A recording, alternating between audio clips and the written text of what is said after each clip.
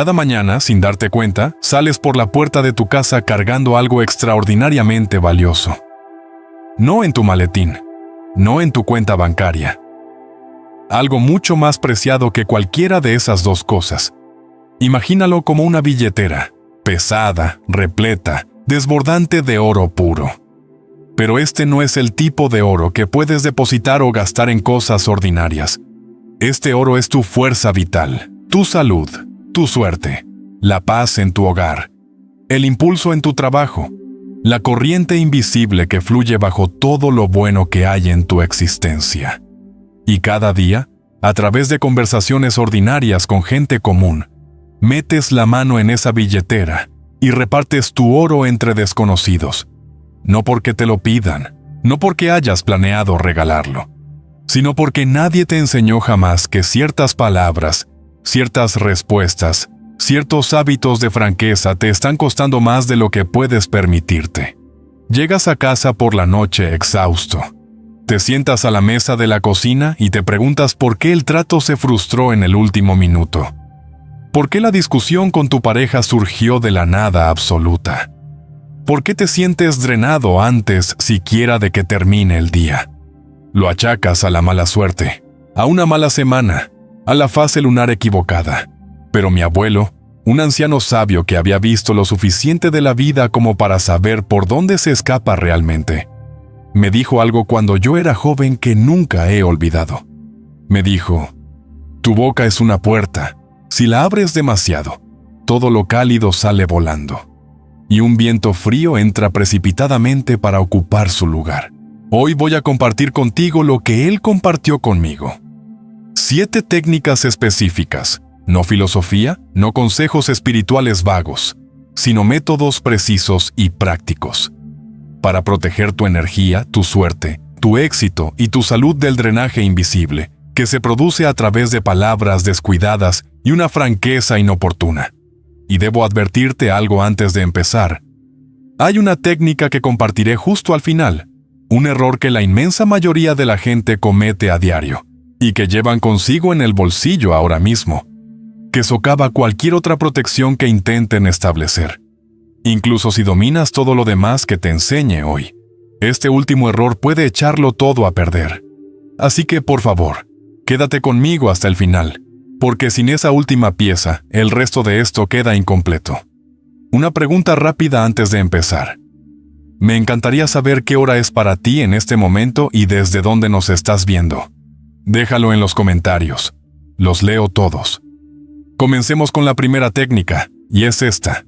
Nunca, bajo ninguna circunstancia, reveles cifras exactas a personas ajenas a tu círculo íntimo. A esto lo llamamos la técnica de las cifras difusas. Y para entender por qué esto es tan importante, debes comprender algo incómodo sobre la naturaleza humana. Vivimos en un mundo donde la gente siente un interés profundo, casi compulsivo, por cuantificar lo que pertenece a los demás. Cuando un colega te pregunta cuánto pagaste por tu coche, cuando un vecino te pregunta cuánto gastaste en tus reformas, o cuando alguien en el trabajo te pregunta cuál es tu salario, no lo hacen por un interés genuino en las matemáticas. No sienten curiosidad por la cifra en sí misma. Lo que están haciendo, sean conscientes de ello o no, es posicionarse con respecto a ti. Es un ejercicio de calibración social. Y la cifra que tú proporcionas se convierte en el dato que utilizan para decidir si deben envidiarte, menospreciarte o verte como un objetivo. He aquí el mecanismo exacto. Si la cifra que mencionas les parece pequeña, devalúan de inmediato lo que posees. Piensan, oh, eso es barato. Su calidad debe ser cuestionable. Y en ese preciso instante, tu alegría genuina por ese objeto queda envenenada. Su menosprecio recae sobre ti y te arrebata algo. Pero si la cifra les parece elevada, si supera lo que ellos podrían gastar cómodamente o lo que consideran razonable, acabas de despertar algo mucho más peligroso que el menosprecio. Has despertado a la bestia de la envidia, y la envidia no se queda discretamente confinada en sus mentes. Te persigue. Altera la forma en que te tratan. Genera una hostilidad sutil, pero constante, que percibirás sin ser capaz de ponerle nombre. La cifra exacta que compartes se convierte en una calculadora mental en sus cabezas.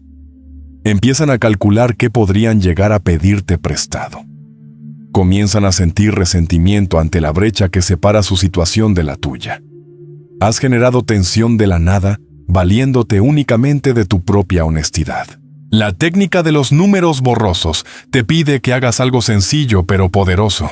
Responder a las preguntas de índole económica con un lenguaje que ofrezca la textura de una respuesta, pero sin la especificidad de una cifra concreta. Dices cosas como, conseguí un precio justo. Menos de lo que esperaba, más de lo que deseaba. Aproximadamente lo que cabría esperar pagar hoy en día. Logré negociar algo razonable. Estas respuestas satisfacen la superficie de la pregunta, sin dar a nadie munición con la que atentar contra tu tranquilidad. Recuerdo el día en que mi abuelo me enseñó esto sin proponérselo, simplemente mostrándomelo con el ejemplo. Había hecho un buen trato por una hermosa pieza de tela para un traje, una tela costosa, del tipo que resultaba verdaderamente impresionante en aquellos tiempos. Caminábamos juntos cuando un vecino divisó el paquete que mi abuelo llevaba bajo el brazo. Aquel vecino era un hombre decente, pero incapaz de guardarse nada para sí mismo. El tipo de persona cuya boca parecía estar conectada directamente con los oídos de todo el mundo. El vecino se iluminó al instante. Señaló el paquete con un gesto. ¿Es lana inglesa? ¡Qué magnífica! ¿Cuánto te ha costado algo así? Yo era joven y me sentía orgulloso del éxito de mi abuelo. Quería gritar la cifra a los 4 vientos. Quería que el vecino quedara impresionado. Pero antes de que pudiera abrir la boca, mi abuelo posó suavemente la mano sobre mi hombro y miró al vecino directamente a los ojos, con una sonrisa cálida y relajada. ¿Sabes?, dijo él. Pagué un precio muy justo, menos de lo que pedían en el mercado principal, pero lo suficiente como para no sentir vergüenza al ponérmelo. El vecino parpadeó. Había recibido algo que parecía una respuesta, pero que no contenía nada que pudiera utilizar. No sabía si mostrarse impresionado o desdeñoso. Se quedó allí plantado un momento, ligeramente incómodo. Luego se despidió y siguió su camino. Después, mi abuelo me dijo, «Joseph, escucha con atención. En el momento en que les das una cifra, se apropian de tu compra. Se la llevan a casa consigo. La comentan durante la cena. Deciden qué significa, pero cuando no tienen la cifra, el objeto sigue siendo enteramente tuyo. Déjalos en la niebla. Deja que se hagan conjeturas. A tu buena fortuna no le gusta que la sometan a auditorías. Eso me acompañó durante toda mi vida. A la buena fortuna no le gusta que la sometan a escrutinio. La segunda técnica es lo que denomino la atenuación del éxito. Y necesito que presten mucha atención a esto, porque lo que estoy a punto de decirles contradice casi todo lo que el mundo moderno enseña sobre la ambición y el logro. Hemos sido criados en una cultura que nos insta a celebrar de manera visible. Sube al podio, grita tus victorias a los 4 vientos, deja que todos vean tus triunfos, publica tus logros, anuncia tus hitos. Se nos dice que la visibilidad es, precisamente, la razón de ser del éxito. Pero nadie nos advirtió jamás que el podio es, simultáneamente, la posición más expuesta y más vulnerable a los ataques de todo el recinto. La técnica de la atenuación del éxito consiste en el arte de desactivar la envidia antes de que ésta tenga la oportunidad de solidificarse y transformarse en algo capaz de causarnos daño. Y para comprender por qué resulta necesaria, deben entender qué es lo que realmente sucede en la mente de otra persona cuando ustedes llegan con una buena noticia. Imaginen la siguiente escena. Han recibido un ascenso importante. Su hijo ha ganado una competición destacada. Se han mudado a una casa más grande. Se sienten genuinamente felices, genuinamente entusiasmados, y desean compartir esa dicha con las personas de su entorno. Acuden a sus amigos, a sus colegas, a sus familiares. Se lo cuentan, y ellos sonríen, los felicitan, pronuncian las palabras adecuadas. Pero si observan con atención, con mucha atención, en esa fracción de segundo previa a que la sonrisa se asiente en sus rostros, A veces percibirán una sombra que los cruza, una microexpresión, un leve estremecimiento. No porque sean malas personas, no porque les deseen algún mal en un sentido consciente, sino porque su éxito acaba de ponerles, de manera involuntaria, un espejo frente a su propia sensación de insuficiencia. Su ascenso les recuerda que ellos llevan 5 años estancados en el mismo puesto. Su casa nueva les recuerda su propia hipoteca y su cocina estrecha. El premio de su hijo les recuerda sus propias ambiciones insatisfechas. Esto no es malicia, es la respuesta humana involuntaria ante el hecho de confrontarse con la brecha existente entre el lugar en el que se encuentra otra persona y el lugar en el que nos encontramos nosotros. Y en ese momento de respuesta involuntaria, ocurre algo energético entre ambos. Se acumula una carga. Llámelo envidia, llámelo mal de ojo, llámelo mala energía. La tradición y la psicología coinciden en la existencia del fenómeno, aunque lo describan de maneras diferentes. Si esa carga no se descarga, no se evapora sin más. Le sigue a todas partes. Los colegas comienzan a cuchichear a sus espaldas y a crear pequeños obstáculos. Los amigos dejan de llamar con tanta frecuencia. Los familiares recuerdan de repente viejas rencillas. La técnica de amortiguación del éxito es una forma de seguridad energética. Es el método para poner a tierra esa carga eléctrica antes de que pueda acumularse hasta alcanzar niveles perjudiciales. Y la forma en que funciona es, a la vez, elegante y contraintuitiva.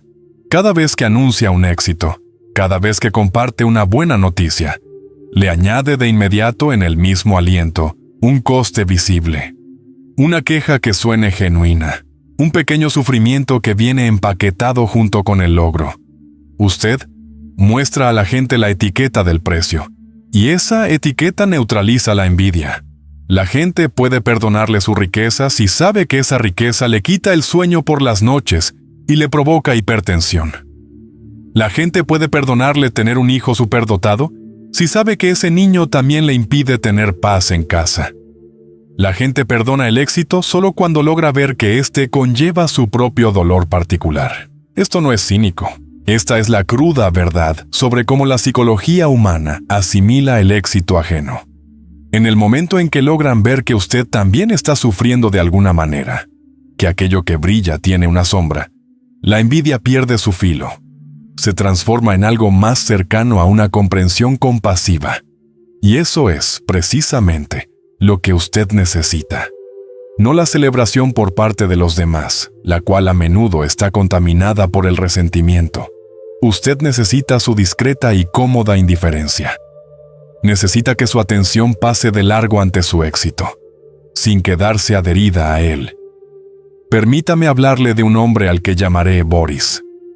Boris era un hombre cálido, generoso y ligeramente ingenuo, que había pasado toda su vida adulta soñando con construir un verdadero hogar. Una casa en toda regla a las afueras de la ciudad, con jardín, donde pudiera reunir a toda su familia. Y tras años de arduo trabajo y de ahorrar con esmero, el sueño se hizo realidad. 2 plantas, un porche, un jardín, un auténtico palacio según los estándares del vecindario. En cuanto se terminaron los últimos retoques, Boris quiso dar la fiesta de inauguración más grande que la zona hubiera visto jamás. Invitó a todo el mundo, parientes, amigos, socios de negocios e incluso a vecinos que apenas conocía. Mi abuelo se enteró del plan, negó con la cabeza lentamente y dijo: «Vámonos temprano. Tenemos que salvar a Boris antes de que esta celebración se convierta en el funeral de su vida apacible». Llegamos 1 hora antes que los invitados. Boris estaba radiante. Prácticamente iba dando saltitos por las habitaciones, frotándose las manos y diciéndole a cualquiera que quisiera escucharlo: «Cuando vean esto, se morirán de envidia. Por fin les mostraré cómo se supone que debe vivirse la vida. ¿Ven este suelo de parqué? Es de roble macizo». Mi abuelo lo tomó del brazo, lo condujo hasta una silla y se sentó frente a él con esa franqueza particular de los ancianos que no tienen tiempo para sutilezas cuando la situación es grave. «Boris», dijo, «si te pasas la velada hablando de tus suelos de roble y de tus lámparas de araña de cristal, te ganarás esta noche enemigos que te durarán toda la vida. Mañana vendrá el inspector de Hacienda. La semana siguiente, alguien envenenará a tu perro. En menos de un mes, te robarán. ¿Es eso lo que quieres?» Boris palideció.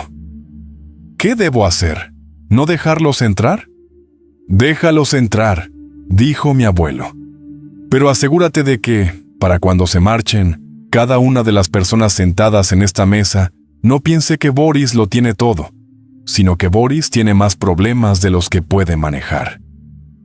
Esta noche debes quejarte, Boris. Debes quejarte como un hombre que nunca se ha quejado en su vida». Comenzó la fiesta. Los invitados recorrían las habitaciones con los ojos muy abiertos, tocando los muebles y admirando los acabados. Un silencio pesado se había posado sobre la velada. Esa cualidad densa y particular que acompaña a la envidia colectiva apenas contenida. Y entonces, Boris comenzó la actuación de su vida.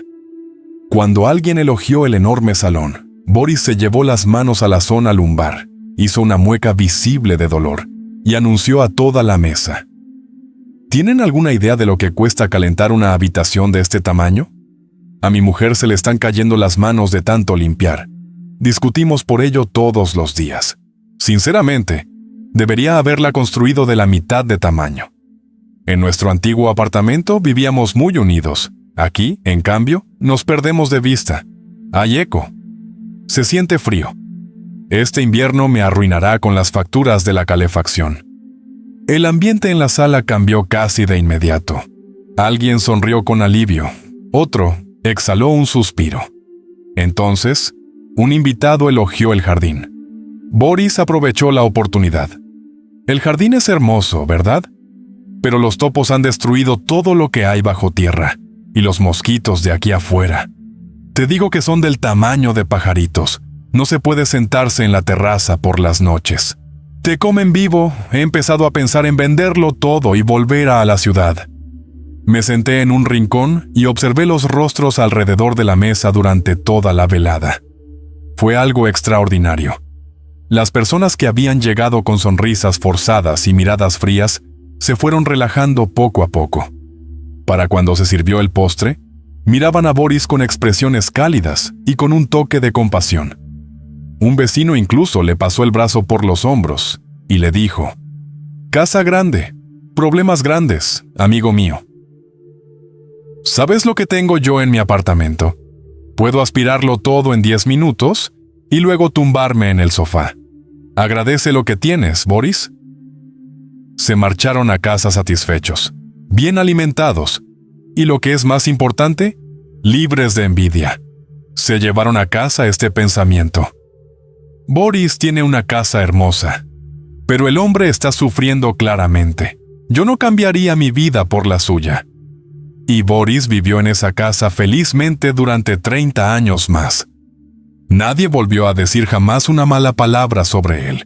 No temas parecer ligeramente agobiado. No temas parecer cansado, o preocupado, o cargando con problemas. Este es el pequeño impuesto que pagas a la sociedad por el derecho a ser exitoso y sentirte satisfecho. Recuerda, si izas todas las velas a la vez, la tormenta del resentimiento ajeno hará zozobrar tu barco. Mantén una vela arriada. Deja que el viento encuentre un poco de resistencia. La tercera técnica es lo que yo llamo el método de la piedra gris. En toda vida hay personas que se alimentan de energía emocional.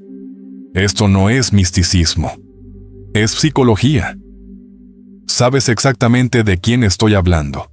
Ese pariente perpetuamente insatisfecho que encuentra fallos en todo lo que haces.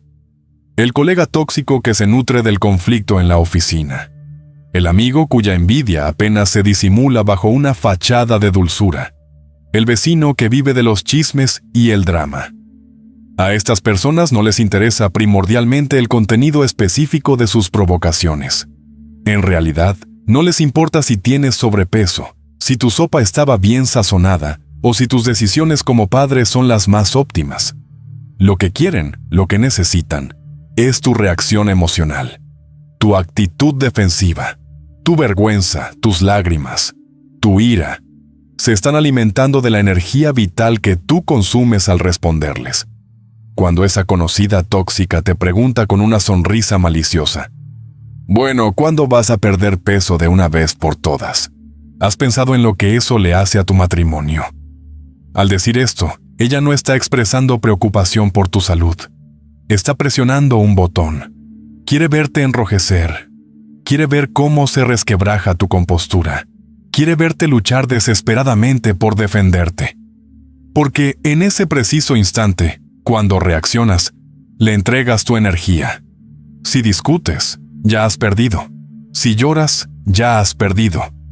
Si te explicas, te justificas y te defiendes, has perdido 2 veces. Le has entregado las llaves de tu propio estado emocional. El método de la piedra gris te enseña a volverte invisible aun estando a plena vista. Piensa en una piedra gris al borde del camino. Está ahí, cubierta de polvo. Es aburrida, es fría, no posee ninguna cualidad interesante en absoluto. ¿Sientes el impulso de patearla? ¿No? ¿Te lastimarías el pie? ¿Quieres llevártela a casa? No, ¿para qué? ¿Quieres discutir con ella? La idea resulta casi ridícula. Simplemente pasas de largo. Tu objetivo, al tratar con personas tóxicas, es convertirte en esa piedra. Convertirte en la persona menos interesante, menos reactiva y menos emocionalmente disponible en su presencia. No te vuelves hostil.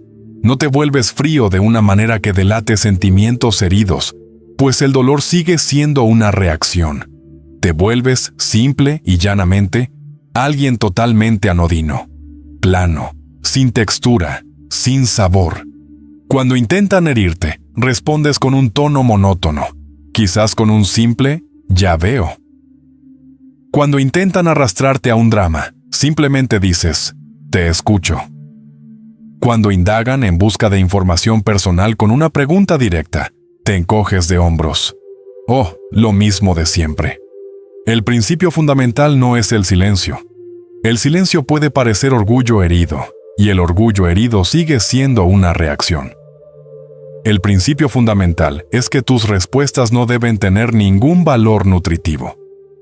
El vampiro muerde esperando sangre y solo encuentra arena seca. Morderá una vez más, 2 veces más, se romperá un diente y se marchará en busca de alguien que ofrezca una respuesta más sustanciosa. Conocí a una mujer, llamémosla Bella, que era una persona genuinamente amable y dulce. Su gran desgracia era su suegra, una mujer a la que llamaré Rosa, quien actuaba con la precisión y la agresividad de un general militar en cualquier situación social.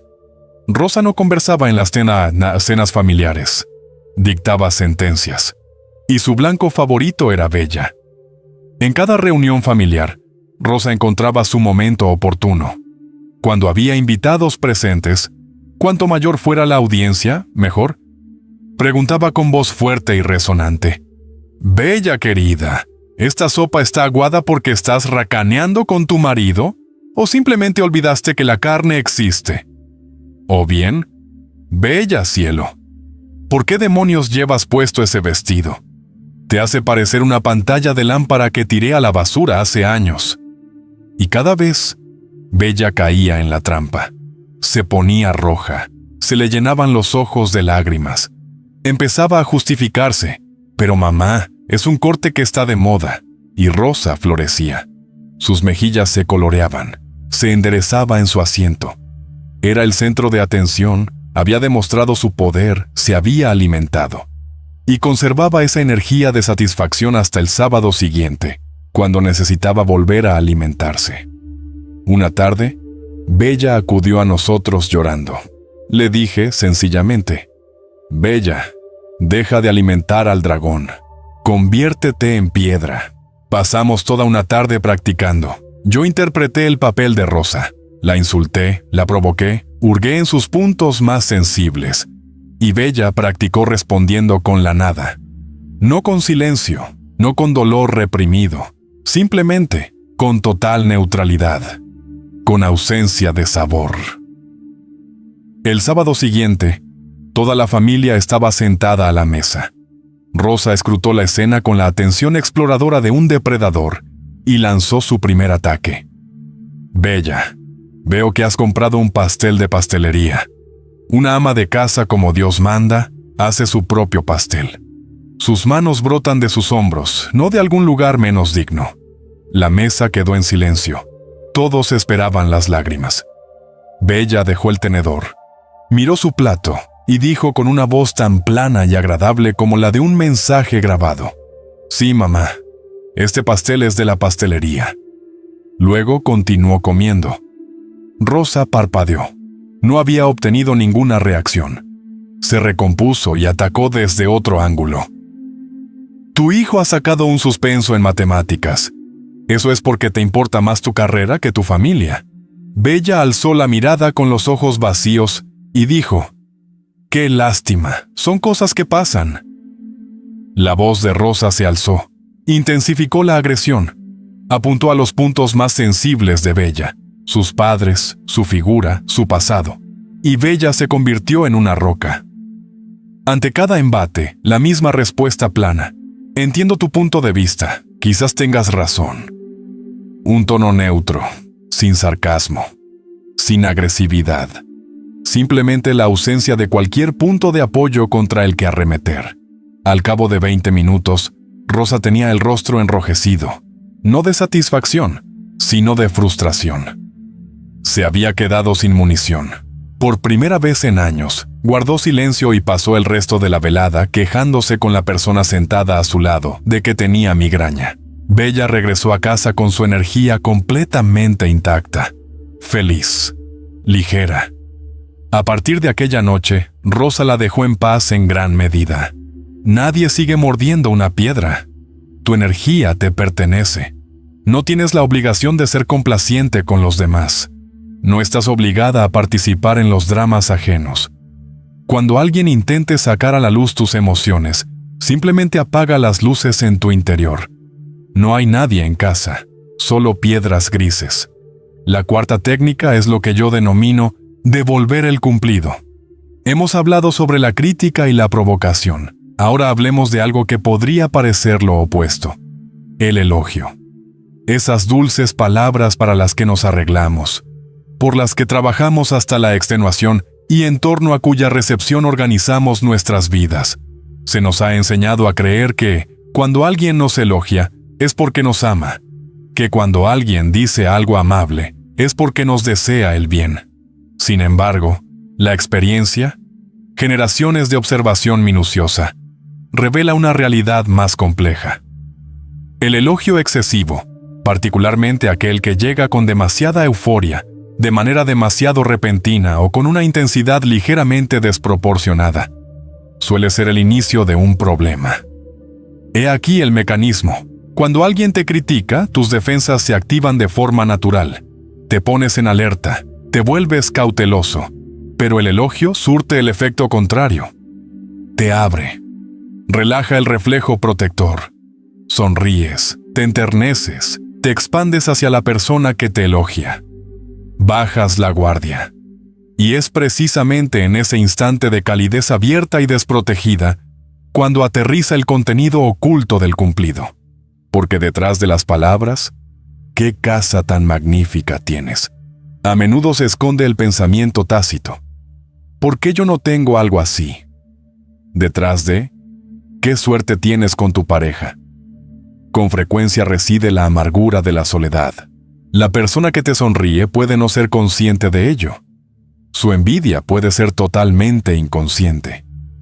Creen sinceramente que te están ofreciendo algo agradable, pero su subconsciente, en el preciso instante de pronunciar ese cumplido, está transmitiendo algo muy distinto. Esto es lo que, en la tradición popular, se conoce como ser gafado a través de los elogios. Presumes de tu salud y caes enfermo a la semana siguiente. Mencionas con orgullo lo bien que ha dormido tu hijo y éste se pasa la noche entera gritando. Esto no es superstición, es el mecanismo de recibir una envidia concentrada, envuelta en el envoltorio de una palabra amable. La técnica de devolver el cumplido está diseñada para garantizar que nunca cargues con ese peso. El principio funciona de la siguiente manera. Cuando recibes un cumplido, no lo absorbes por completo, pero tampoco lo rechazas de forma torpe. Te conviertes en un espejo. Rediriges el elogio hacia la persona que te lo ofreció, haciéndola, con suavidad y calidez, la fuente de esa bondad, en lugar de serlo tú. Si la persona fue verdaderamente amable en sus elogios, el calor devuelto la bendice. Si, por el contrario, albergaba una envidia disfrazada, su propia envidia rebota y recae sobre ella misma, en lugar de hacerlo sobre ti. Sea cual sea el caso, tú permaneces inalterado. Es la forma de protección más elegante, no un muro, sino una superficie curva.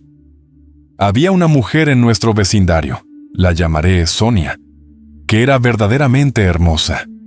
Incluso pasados los 50 años, se desenvolvía con una elegancia natural que no pasaba desapercibida.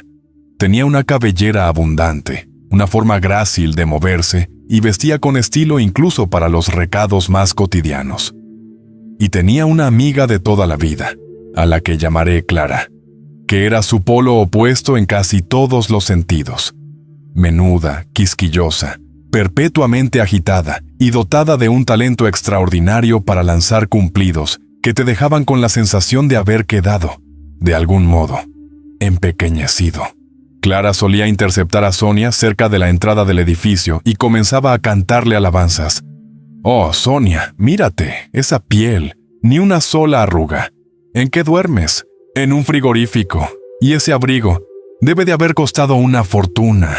Irradias luz propia, criatura deslumbrante. Que Dios te bendiga». Y una y otra vez, sin excepción alguna, algo salía mal para Sonia poco después de uno de esos encuentros. Se le rompía un tacón a los 5 pasos de salir a la calle. Le sobrevenía de la nada un dolor de cabeza insoportable. Se le perdía el bolso. Sonia había empezado a temer esas reuniones. Tomaba rutas alternativas para evitar la entrada del edificio. Comprendía que Clara la estaba consumiendo a través del mecanismo de esas dulces palabras envenenadas. Una tarde, Sonia le describió esto a mi padre, que estaba sentado en el patio con algunos de los hombres mayores. «No sé qué hacer», dijo ella. «No puedo ser grosera con ella. Parece que me desea lo mejor. Me está elogiando». Mi padre le sonrió. «Sonia», dijo él, «estás aceptando un regalo que lleva una bomba de relojería. Deja de tomarlo entre tus manos. ¿Devuélveselo? ¿Pero cómo? La próxima vez que te diga lo hermosa que eres, no le des las gracias. Dile que ella ve belleza porque ella misma tiene un alma hermosa. Hazla responsable del cumplido. Devuélveselo». Fui testigo del siguiente encuentro desde el otro extremo del patio. Clara apareció doblando la esquina. Vio el nuevo pañuelo de seda que llevaba Sonia en la cabeza, y su rostro se iluminó de inmediato con esa radiante expresión tan ensayada. «Oh, Sonia, querida, mírate. Ese pañuelo hace que tus ojos parezcan el océano. Llevas la abundancia con tanta naturalidad. Podría quedarme aquí mirándote todo el día». Sonia hizo una pausa. La vi respirar. Y entonces, en lugar de su habitual y apurado «gracias», miró a Clara directamente a los ojos, sonrió con una calidez genuina y dijo con voz lo suficientemente alta como para que todo el patio la oyera. «Clara, querida, eso es simplemente porque tú misma tienes un corazón tan bueno. Esos ojos limpios tuyos ven belleza en todas partes. Solo alguien tan radiante como tú puede hablar de esa manera. Y cualquier cosa que me estés deseando, que se te devuelva el doble». Observé el rostro de Clara en los segundos que siguieron. Había intentado absorber la energía de Sonia y, en su lugar, se encontró con un espejo frente a ella. Se atragantó con sus propias palabras. Su rostro se puso rojo y se le llenó de manchas. Empezó a toser. Había esperado que Sonia se abriera, se conmoviera y cediera en algo. En cambio, toda la carga había regresado a su origen. Clara murmuró algo incoherente. Mencionó que se había dejado algo en el fogón y prácticamente huyó hacia el interior de su edificio. A partir de aquel día, la dinámica se alteró de forma permanente. Clara se volvió cautelosa y comedida en presencia de Sonia. Los elogios extravagantes cesaron. Comenzaron los saludos sencillos, y la inexplicable mala suerte de Sonia se detuvo junto con ellos. Cuando alguien te diga, eres un genio, responde, solo porque he tenido maestros y amigos como tú de quienes aprender. Cuando alguien pregunte, ¿cómo has logrado mantenerte tan joven?, responde, tu amabilidad y tus buenas palabras son lo que me mantienen en pie. Cuando alguien elogia a tus hijos, responde, simplemente se sienten atraídos hacia personas buenas como tú y te toman como ejemplo. Redirige, desvía, disuelve el elogio en el espacio que media entre ambos o devuélvelo a quien te lo ofreció. Vuélvete transparente ante la adulación. Si la persona que tienes delante es sincera, se sentirá bendecida por tu respuesta. Si alberga oscuridad, esa oscuridad recaerá sobre ella y no sobre ti. Y en cualquier caso, tu oro permanecerá exactamente donde le corresponde. La quinta técnica es la regla de la boca cerrada en lo que respecta a la enfermedad. Lo que estoy a punto de contarte concierne a lo más valioso que cualquiera de nosotros posee. No el dinero, no la reputación, no el estatus, la vida misma, literalmente, nuestra salud. Cuando estamos enfermos, cuando el cuerpo libra una batalla, cuando yacemos en una cama de hospital o ardemos de fiebre en casa, ¿cuál es lo primero que la mayoría de nosotros desea hacer? Deseamos volver a sentirnos pequeños. Deseamos que nos abracen. Deseamos llamar a alguien, un padre, un amigo, un colega, y decirle, no me encuentro bien. El médico ha dicho esto. Los resultados de mis pruebas han sido terribles. Tengo miedo. Necesito que lo sepas. Este es el impulso más natural del mundo. Y es, energéticamente hablando, potencialmente devastador. Comprende este principio con total precisión. La enfermedad constituye una brecha en tu armadura energética. En tu estado habitual, te hallas relativamente protegido. Las palabras descuidadas y los resentimientos mezquinos de los demás caen sobre ti y se deslizan sin afectarte. Posees resiliencia, pero cuando estás enfermo, esa resiliencia se ve comprometida. Te asemejas a una fortaleza cuyo muro exterior se ha derrumbado. Y precisamente en este momento de máxima vulnerabilidad, en lugar de utilizar cada recurso disponible para reparar la brecha, la persona típica sale a la plaza del pueblo y anuncia: «Mírenme, estoy herido. El muro ha caído por aquí». ¿Por qué es esto tan peligroso? Por dos razones. Primera, la lástima. Hemos sido condicionados para creer que la lástima es una forma de amor. No lo es. La lástima es una energía pesada, pegajosa, pantanosa. Cuando alguien dice, «Oh, pobrecito, tan joven y ya con tantos problemas», no te está brindando fortaleza, te está colgando un peso alrededor del cuello. Su pensamiento te fija en la identidad del enfermo, del sufriente, de la víctima. Y recuperarse mientras 10 personas te han asignado mentalmente la identidad de inválido es exponencialmente más difícil que recuperarse en privado.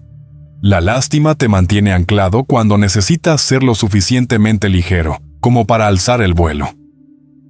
Segunda, la malicia. No seamos ingenuos.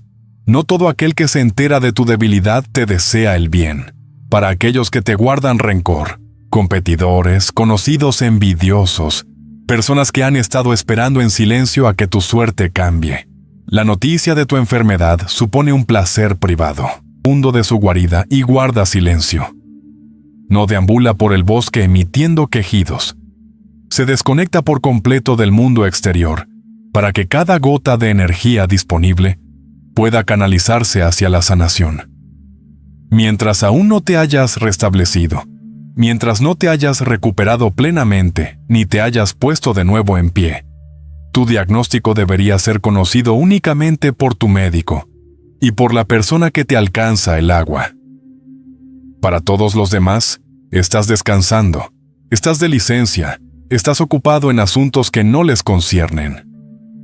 Había un hombre en nuestra comunidad, lo llamaré Micail, que pertenecía a esa clase de hombres corpulentos, ruidosos y de imponente presencia física, que parecen haber sido ensamblados con materiales más resistentes que el resto de nosotros.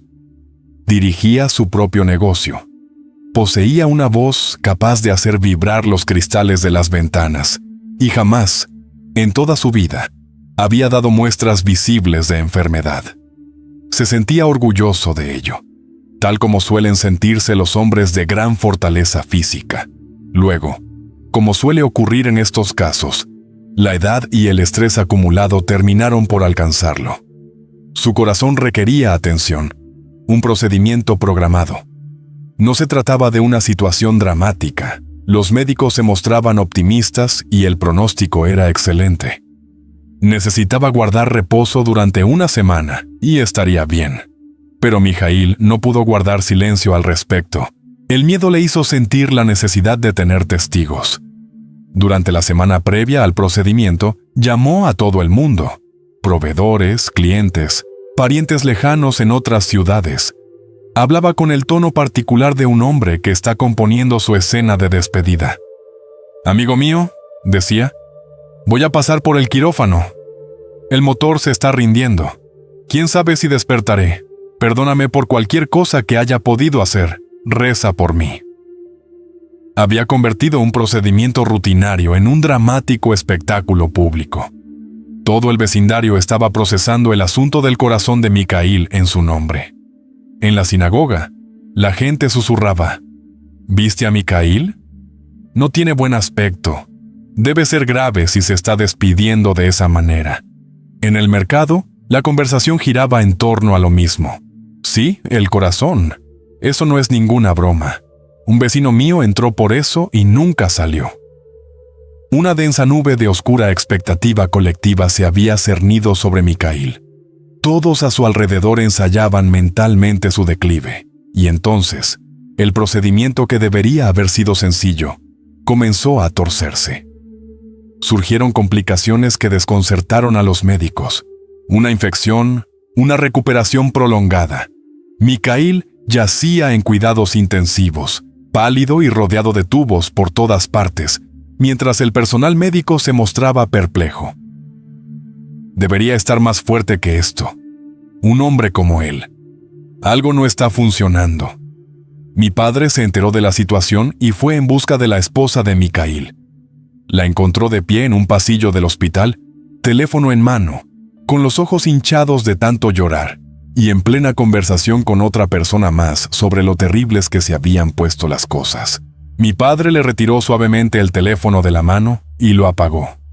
La miró y le dijo con gran franqueza: «¿Quieres enterrar a tu marido o salvarlo?». Ella respondió: «Salvarlo». «Entonces, cierra la boca. A partir de ahora, ni una palabra más a nadie sobre este asunto. Si alguien llama, di esto: Misha está de maravilla, está durmiendo y mañana le dan el alta. Miente si es necesario. Pero deja de alimentar su muerte con tus conversaciones». La esposa de Micaíl era una mujer sabia. Escuchó. Detuvo a todos los visitantes. Ante cada pregunta, respondía brevemente: «Se está recuperando. Todo va según lo previsto. Gracias por preguntar». Ella se acercó a la cama de Micaíl y le dijo: «Misha, se acabaron las despedidas. ¿Estás bien? No le diremos nada a nadie. Simplemente estás descansando». Y algo cambió. Tan pronto como cesó el flujo de condolencias, tan pronto como dejó de alimentarse la expectativa colectiva de su declive, Micaíl comenzó a recuperarse. La energía que se había estado fugando hacia el exterior estaba ahora disponible para la sanación. 3 días después, fue trasladado fuera de cuidados intensivos. 2 semanas más tarde, salió del hospital caminando por su propio pie. Meses después, le contó a mi padre: «¿Sabes? Cuando les decía a todos lo enfermo que estaba, sentía que cada llamada telefónica me arrebataba algo. Me sentía obligado a estar más enfermo de lo que realmente estaba, porque la gente así lo esperaba. Y cuando mi esposa creó un espacio de silencio a mi alrededor, por fin tuve permiso para concentrarme en sobrevivir. en lugar de tener que escenificar mi sufrimiento para los demás. Recuerda esto: la enfermedad es una conversación íntima entre tu cuerpo y tu alma. No requiere público. Cuéntaselo a tu médico. Cuéntaselo a Dios, si crees en Él. Pero no escribas sobre ello en las redes sociales, ni le describas tus síntomas al vecino cuando te cruces con él en el buzón. Cuando alguien note que te ves pálido y te pregunte si estás enfermo, responde: solo un poco cansado. Todo está bien. No busques su lástima. No permitas que extraños entren en la habitación donde tu cuerpo está llevando a cabo su labor más esencial. El animal que sobrevive es aquel que sana en silencio. La sexta técnica es lo que yo denomino la negativa sin justificación, o como solía expresarlo mi abuelo, la negativa real. Existe una dolencia particular que aqueja a un porcentaje muy elevado de personas genuinamente buenas y genuinamente bien educadas. Yo la llamo la compulsión a ser complaciente. Y se manifiesta de la manera más destructiva precisamente en aquellos momentos en los que intentamos decir no. Piensa en lo que sucede en tu cuerpo cuando alguien te pide que hagas algo que, en realidad, no puedes o no quieres hacer. Un colega quiere pedirte dinero prestado. Tu jefe quiere que vayas a trabajar en tu día libre. Unos parientes pretenden invadir tu casa justo cuando tú ya no tienes fuerzas para nada. Y tú dices no. Una respuesta que es honesta, apropiada y totalmente legítima. Pero entonces, de inmediato, en el mismo aliento, empiezas a construir una estructura de justificaciones. No puedo prestarte dinero ahora mismo porque estamos haciendo reformas y el coche necesita reparaciones. No puedo ir a trabajar el sábado porque le prometí a mi suegra llevarla al campo. No puedo invitar gente a casa porque los 2 niños están indispuestos. ¿Crees que estás siendo educado? ¿Piensas que la explicación suaviza la negativa? Estás cometiendo un grave error. En el momento en que pronuncias la palabra ¿por qué?, te has colocado voluntariamente en la posición de alguien que debe justificar sus decisiones ante la persona que hace la petición. Les has dicho implícitamente: necesito tu aprobación para el motivo de mi rechazo. Y les has entregado las herramientas para desmantelar tu negativa. Esta es la trampa que te tiendes a ti mismo. Si dices que no puedes prestar dinero debido a unas reformas, el manipulador responde de inmediato: las reformas pueden esperar una semana, pero yo necesito esto con urgencia. Si dices que no puedes ir a trabajar por culpa de tu suegra, tu jefe te dice: le conseguiremos un taxi, la empresa correrá con los gastos. Tu justificación no es un escudo, es un blanco. Has proporcionado un argumento concreto que una persona decidida puede refutar.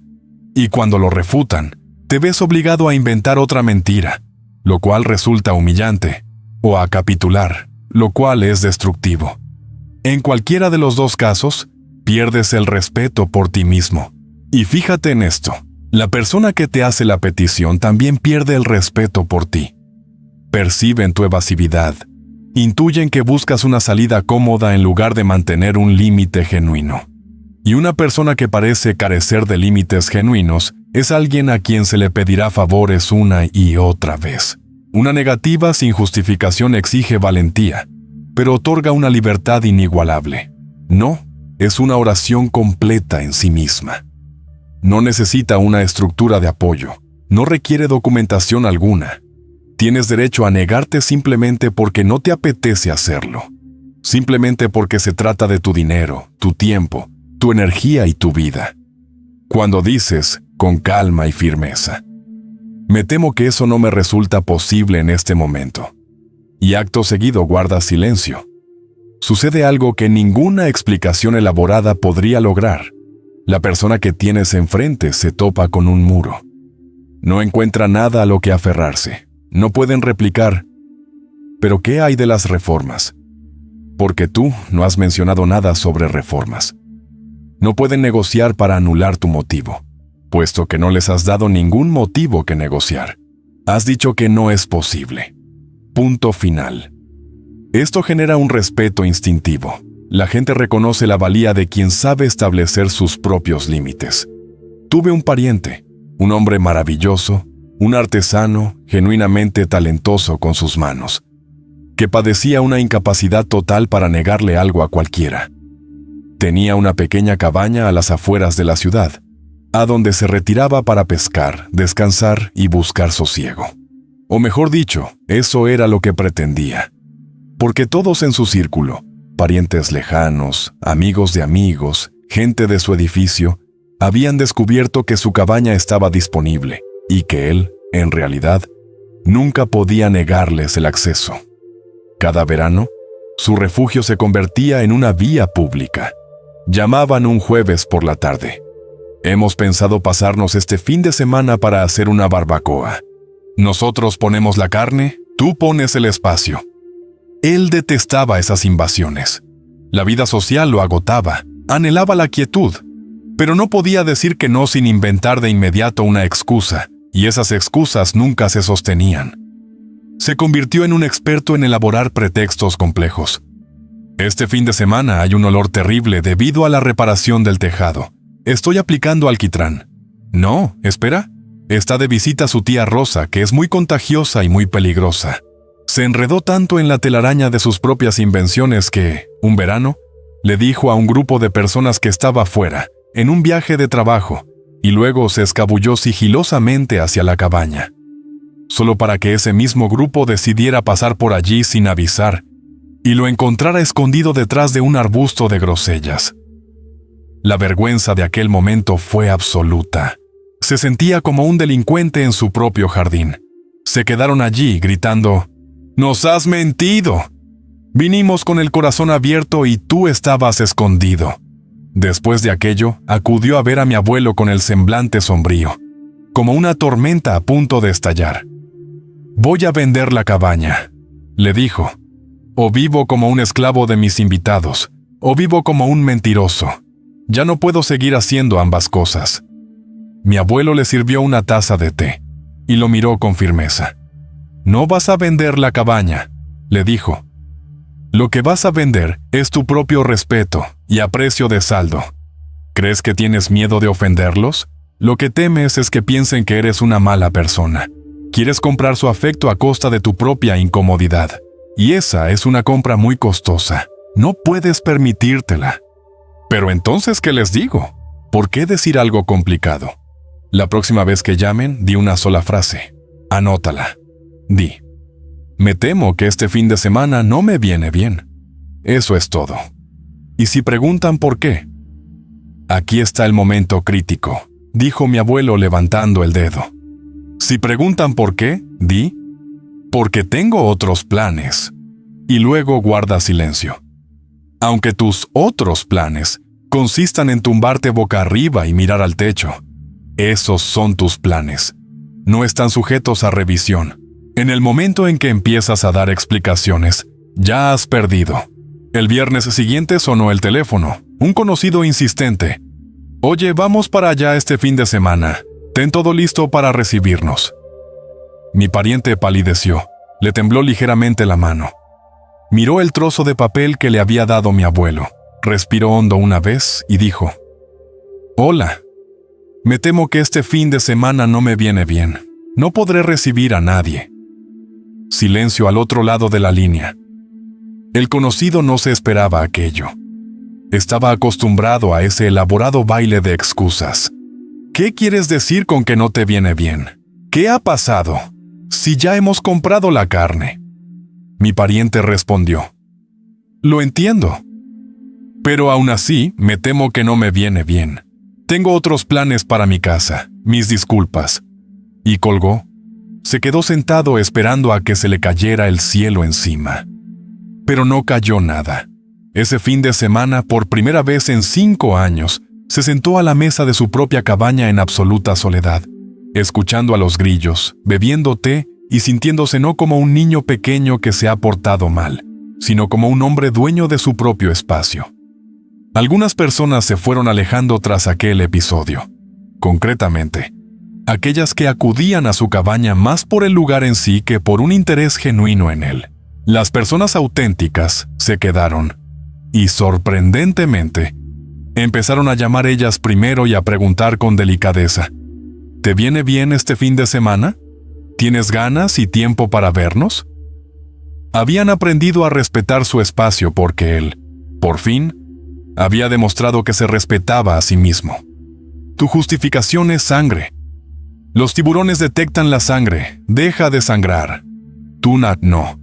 Debes ser seco, firme y cortés.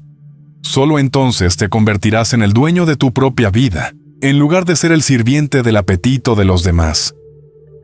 La séptima técnica es lo que yo denomino la pequeña piedra en el zapato. Hay momentos en los que tu éxito es, sencillamente, imposible de ocultar. No puedes invocar la regla del silencio, pues tu victoria ya resulta visible para todos. Te has comprado un coche magnífico y has ido con él a la oficina. Has adelgazado de forma evidente y has transformado tu aspecto. Te han ascendido y el anuncio se ha difundido por toda la organización. En esos momentos, te conviertes, quieras o no, en un blanco móvil. Irradias algo que capta la mirada de los demás, quienes reaccionan ante ello, a menudo incluso antes de haber procesado lo que sienten. El fenómeno es sencillo. La perfección provoca agresividad. Es la ley del grupo. Si uno de sus miembros parece haber acaparado más de lo que le corresponde, si goza de una salud excesiva, de una suerte desmedida, o de una prosperidad demasiado evidente, el instinto del colectivo no es la admiración, sino la suspicacia y el resentimiento. Ser demasiado bueno equivale a ser peligroso. Tener demasiado éxito implica, a sus ojos, haber arrebatado algo que debería haberse repartido entre el resto del grupo. La técnica de la pequeña piedra en el zapato sirve precisamente para gestionar esta situación específica. Reflexiona detenidamente sobre esta imagen. Llevas puestos unos zapatos nuevos, preciosos, costosos e impecablemente lustrados. Todo el mundo puede verlos. La envidia resulta evidente. Sin embargo, si has introducido una pequeña piedra afilada en el interior de uno de ellos y caminas cojeando, aunque sea de forma casi imperceptible, la dinámica cambia por completo. La gente observa los zapatos y piensa, sí, son muy bonitos, pero mira cómo sufre. Apenas puede caminar con ellos. La envidia se transforma, casi de inmediato, en algo más parecido a la lástima. Y la lástima no es otra cosa que envidia neutralizada. Dejan de percibir la amenaza que supone tu exceso, pues ahora pueden ver tu malestar. Tu tarea consiste en crear esa piedra de manera deliberada. Buscar, dentro de tu éxito genuino, una pequeña queja, creíble y con la que los demás puedan identificarse, y exponerla públicamente. Es como arrojarle un hueso a la multitud envidiosa. Al fin y al cabo, son incapaces de digerir tu felicidad en estado puro. En cambio, si les sirves tu felicidad acompañada de una guarnición visible de inconvenientes, sí que podrán asimilarla sin que ésta se convierta en un arma que acabe volviéndose en tu contra. En términos prácticos, a esto se le llama buscar el equilibrio. Si has recibido un ascenso y los lobos de la oficina te acechan, di en voz alta y con evidente cansancio: sí, conseguí el título, pero ahora he olvidado por completo qué aspecto tiene un fin de semana. El director llama a medianoche. He dejado de reconocer a mis propios hijos. Tengo el estómago hecho un desastre a causa del estrés. Sinceramente, no sé si ha valido la pena. Observa lo que sucede en la habitación. La envidia se desinfla. Su calculadora interna hace los cálculos y concluye: él tiene más dinero, pero vive esclavizado. Prefiero quedarme con mi modesto salario y dormir tranquilo por las noches. Has dejado de ser el enemigo. Te has convertido en un compañero de infortunio, un ser humano con problemas, exactamente igual que ellos. Y desde esa posición, la posición de quien también sufre, estás a salvo. Conocí a un hombre que era un dentista extraordinariamente hábil, verdaderamente dotado. Sus pacientes llegaban a quedarse dormidos en el sillón, algo que es, en esencia, imposible. El dinero llegó de forma natural, como consecuencia de su talento. tal como ocurre cuando eres genuinamente bueno en algo que la gente necesita.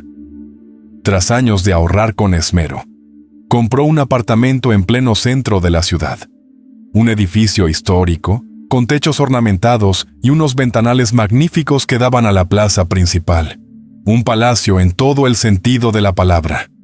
Organizó una fiesta de inauguración e invitó a todas las personas que le importaban. Amigos de la infancia, colegas de la universidad, familiares. Y observé cómo aquella gente recorría las estancias, tocando los muebles, alzando la vista hacia los techos, contemplando la plaza. Y vi cómo sus rostros cambiaban. Las sonrisas con las que habían cruzado el umbral eran genuinas. Las sonrisas de 40 minutos después estaban hechas de una materia distinta. Los ojos, que al llegar transmitían calidez, empezaban a enfriarse. Los hombros se tensaban. Alguien hizo un comentario, señalando con el dedo, con un tono ligeramente forzado y despreocupado.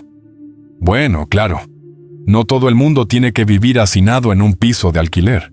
Otra persona masculló algo apenas audible. David lo percibió. Estaba de pie en medio de su hermosa sala, con una copa de vino en la mano, y podía sentir cómo la velada empezaba a agriarse. Comprendió que, en cuestión de una hora, toda aquella gente se marcharía y que, entre ellos, habría varios que se habrían convertido en sus enemigos silenciosos. Fue entonces cuando recordó algo que le habían dicho sus mayores. Dejó la copa sobre la mesa, exhaló un suspiro profundo, se llevó ambas manos a las sienes y habló con la voz lo suficientemente alta como para acallar todas las conversaciones secundarias. «Amigos míos», dijo, «veis todo esto y pensáis, mirad a David, qué hombre tan afortunado. Y sin embargo, aquí estoy yo, pensando, ¿en qué diablos me he metido?». La sala quedó sumida en el silencio. La envidia se transformó en curiosidad. «¿Qué quieres decir? Este edificio es un monumento histórico catalogado», dijo él, con la expresión de un hombre que describe un diagnóstico terminal. ¿Entienden lo que eso significa? No puedo clavar un clavo en la pared sin el permiso de un comité de patrimonio. Las tuberías tienen 100 años. No se pueden reemplazar. Son tuberías históricas. El agua que sale de esas tuberías históricas tiene un color que no podría describirles en buena compañía. Y cuando sale, cosa que no ocurre siempre, considérense afortunados, las facturas de la calefacción en invierno. Abrí el primer presupuesto y tuve que sentarme. Los invitados empezaban a relajarse visiblemente. Las sonrisas regresaban, esta vez, sonrisas auténticas, de esas que nacen del alivio. Y esta vista, continuó él, señalando con un gesto trágico la magnífica plaza que se extendía abajo. Hermosa, ¿verdad? Pues vengan aquí a medianoche durante un día festivo. En cada celebración, en cada concierto, en cada desfile. El ruido se cuela a través de estos históricos ventanales de cristal simple, como si no existiera nada entre nosotros y la calle. Aparco a 3 manzanas de distancia porque no hay sitio en todo el barrio. Cargo con la compra bajo la lluvia. Me quedo despierto en la cama, escuchando los ecos. Para cuando trajeron el postre, el ambiente de la sala había cambiado por completo. Los hombros tensos se habían relajado. Las miradas, antes a la defensiva, se mostraban ahora cálidas y llenas de un afecto genuino y sin reservas. La persona más envidiosa de la mesa se acercó a él, le dio una palmada en el hombro y le dijo, con la profunda sinceridad de quien acaba de descubrir un terreno común inesperado: ¿sabes qué? Yo tengo un apartamento de 2 habitaciones en las afueras de la ciudad. Lo aspiro entero en 8 minutos, sin comités de patrimonio. Mis tuberías son modernas. Creo que gano yo. Regresó a casa sintiéndose como un rey. David conservó su extraordinario apartamento y sus amistades. Apenas había invertido nada, tan solo una pequeña representación teatral, unas cuantas piedras estratégicamente colocadas dentro de un hermoso zapato. Y a cambio, adquirió el bien social más preciado que existe: Obtuvo el perdón por su propio éxito. Encuentra tu piedra, ya sean los impuestos, el vecino difícil, las alergias que has desarrollado o las madrugones. Encuentra ese pequeño y verosímil sufrimiento humano que viene aparejado a tu triunfo y ofrécelo libremente. La gente te perdonará todo si cree que tú también estás pagando un precio. Porque la persona exitosa que también sufre no representa una amenaza, es uno de los nuestros. Y ahora llegamos a la técnica final. Aquella sobre la que te advertí al principio. La que opera como una bomba de relojería en el bolsillo de casi todas las personas que viven hoy en día. La que puede destruir silenciosamente todo lo demás que hemos comentado. Incluso si has dominado a la perfección todos los demás principios. Esa bomba es tu teléfono. Y más concretamente, el hábito de anunciar tus planes antes de que se hayan convertido en resultados. Vivimos en un momento extraño e históricamente sin precedentes. Hemos llegado colectivamente a la creencia de que, si algo no ha sido fotografiado y publicado, tal vez no haya sucedido del todo. Echamos los cimientos de la nueva casa e, inmediatamente, la imagen aparece en Internet. Nos comprometemos y antes siquiera de habernos sentado tranquilamente a asimilar la sensación, la fotografía del anillo ya está acumulando comentarios. Vemos las 2 rayitas en la prueba de embarazo y en cuestión de horas, ya estamos compartiendo la noticia con personas con las que no hablamos desde hace 3 años. Mi abuelo formuló esta ley con una precisión particular. Decía, no cuentes los pollitos antes de que salgan del huevo. Y utilizaba una imagen diferente a la que he recurrido muchas veces. Cuando la semilla está bajo tierra, crece. Absorbe la humedad, trabaja en la oscuridad. Se transforma en algo. Pero si remueves la tierra para mostrar a la gente lo que la semilla está haciendo bajo el suelo, mirad todos, está brotando. La semilla muere. La exposición la mata. Cuando muestras al mundo tus planes en lugar de tus resultados, realizas un acto energéticamente decisivo. Distribuyes la energía de aquello que deseas lograr antes de que se haya materializado. Experimentas la recompensa social del logro, las felicitaciones, los comentarios de admiración, el subidón de dopamina que genera la atención de los demás, antes de que el logro en sí mismo se haya producido. Y tras haber probado ya esa recompensa, los impulsos más profundos, aquellos que te habrían sostenido a través de las dificultades y la incertidumbre que conlleva completar realmente la tarea, quedan silenciosamente satisfechos y se adormecen. El universo, si es que crees en este tipo de dinámicas, ya te ha concedido aquello que pediste, reconocimiento. ¿Por qué entonces habría de concederte también el resultado material? Pero existe una segunda dimensión de esto que resulta más inmediatamente práctica. Cuando anuncias un plan en sus etapas iniciales, invitas a la duda ajena a entrar en el espacio donde debe residir tu propia certeza. Expresan inquietud, plantean objeciones, describen proyectos similares que no llegaron a buen puerto. Tienen buenas intenciones, pero su incertidumbre se convierte en una interferencia en la frecuencia que tú estabas construyendo. Su escepticismo no se queda, educadamente, confinado en sus propias mentes. Se abre paso hasta tu sueño, hasta tus momentos de quietud, hasta esa pequeña voz que siempre busca una razón para detenerse. La regla es férrea. Habla solo de aquello que ya se ha completado. Habla de lo que se ha solidificado, ha echado raíces y ha dado su fruto. Construye la casa y vive en ella durante 1 año. Solo entonces muestra la chimenea, cría a tus hijos y obsérvalos convertirse en quienes están destinados a ser. Solo entonces habla de tu orgullo. Hasta que llegue ese momento, la boca permanece cerrada y el teléfono guardado en el bolsillo. Recapitulemos todo lo que hemos abordado hasta ahora.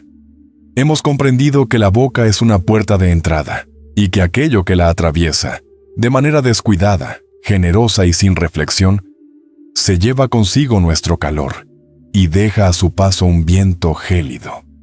Aprendimos a no revelar jamás cifras exactas a aquellas personas que las utilizarán para calibrar la magnitud de su envidia hacia nosotros.